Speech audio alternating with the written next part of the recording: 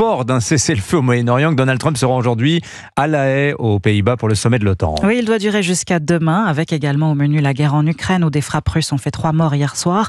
Pour Donald Trump, ce sommet est à nouveau l'occasion de contraindre les Européens à prendre leur propre défense à bras-le-corps.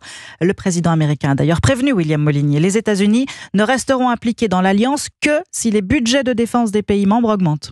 Le plancher est aujourd'hui fixé à 2% du PIB. Le budget militaire de la France est juste au-dessus, à 2,06%, mais l'administration Trump veut imposer un nouveau seuil de ses dépenses à 5% du PIB dans les années 2030.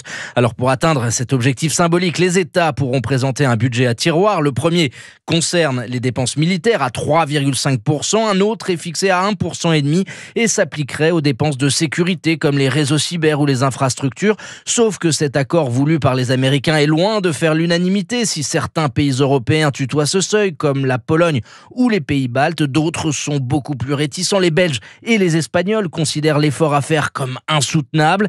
Le Premier ministre slovaque, Robert Fico, lui, a même menacé de sortir de l'OTAN.